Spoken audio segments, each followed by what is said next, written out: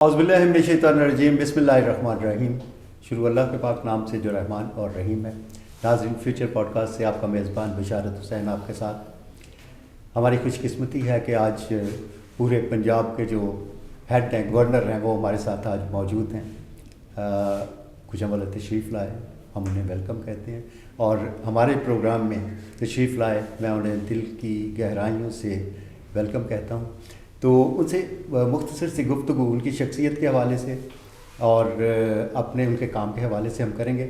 जी, अस्सलाम वालेकुम जनाब सरदार सलीम हैदर साहब। जनाब बशार साहब, जी शुक्रिया। जी, गवर्नर साहब, आज आप यहाँ पे तशरीफ़ लाए, हमें बड़ा अच्छा लगा। आपकी ज़िंदगी के हवाले से, आपकी एक्टिविटी के हवाले से चंद एक बातें हम करना चाहेंगे आपके साथ। ज़रूर कि आपने ये जो सफ़र तय किया, मुख्तलिफ़ वक्तों पे आपने इलेक्शन भी लड़े, कहीं जीते कहीं हारे, कैसा रहा ये सियासत में आने का ये तजर्बा आपका? अल्हम्दुलिल्लाह, शुक्र अल्हम्दुलिल्लाह जी, बिल्कुल मालिक का जितना शुक्र अदा किया जाए कम है कि सियासत में आने का तजर्बा बहुत अच्छा रहा। देखें, अपनी खुशी से इसको कबूल किया और सारा कुछ खुशी से कर रहे हैं और अल्लाह ने इस सियासत की वजह से ये इतनी बड़ी इज़्ज़त दी है, तो उस मालिक का जितना शुक्र अदा किया जाए वो कम। अच्छा सर, कभी आपने ये सोचा था कि आप इतने बड़े लेवल पे जाएंगे?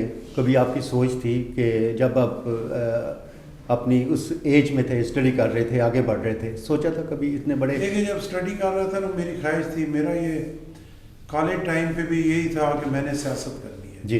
तो इसीलिए मैं कोई अपना पढ़ाई के बाद जब फारिग हुआ तो किसी तरह को नौकरी के लिए मैंने कोशिश नहीं की जी। और घर से भी सपोर्ट थी, वाले साहब की तरफ से भी। तो सियासत में आना था और ये था कि सियासत में आगे बढ़ना है, लेकिन इतने तक आगे बढ़ना है इसकी तो ज़ाहिर है कोई सिफर से स्टार्ट करने वाला बंदा जो है वो तवक्को नहीं कर सकता। बस ये उस मालिक की मेहरबानी है, रसूल खुदा औलाद रसूल की मेहरबानी से उन्होंने मुझे जो है इस मुकाम पे पहुंचा दिया।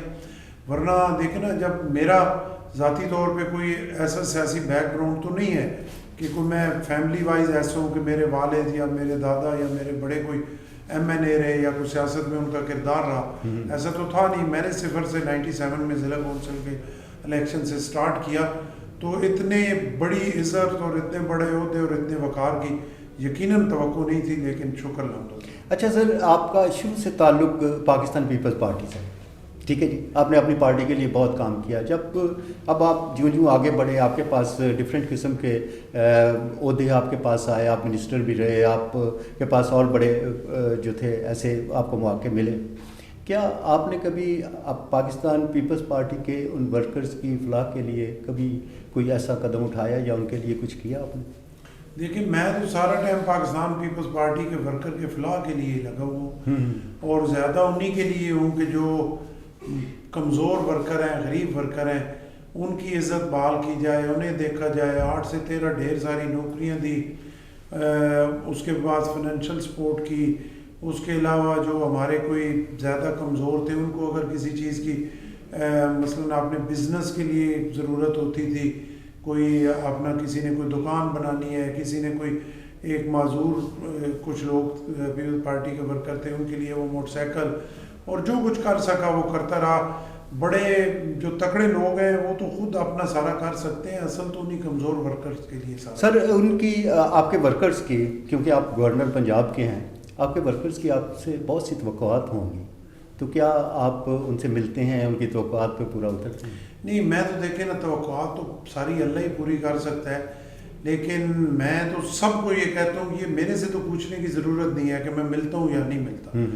जो लाहौर जाते हैं गवर्नर हाउस में या मेरे एरिए के लोग या पिंडी, उन वर्कर से खुद बंदा पूछे, फिर वो जो बताएंगे वही सही बात। अच्छा सर, वैसे मैंने कोशिश की, आते साथ ही मैंने सिर्फ पीपल्स पार्टी के वर्कर नहीं बल्कि जो भी आए पंजाब की पूरी अवाम, पाकिस्तान की अवाम के लिए मैंने गवर्नर हाउस के दोनों दरवाजे, माल रोड और शिमला पहाड़ी, दोनों खोले। मतलब अवाम का एक्सेस आप तक है? मेरी ये गारंटी है ना कि जब से मैं गवर्नर बना हूँ, मैं दावे से कहता हूँ, कोई बंदा अगर गेट पे आए और मैं अंदर मौजूद हूँ तो मेरा ख्याल है शायद 0.5% भी ऐसा कोई केस नहीं हुआ कि वो मेरे मिले बगैर वापस गया, वो मुझे मिल के ही जाए। अच्छा सर, आप जिस सौदे पे हैं, आपके बड़े टारगेट्स होंगे, क्या आपको मेन चीज़ किसके ऊपर आप टारगेट कर रहे हैं?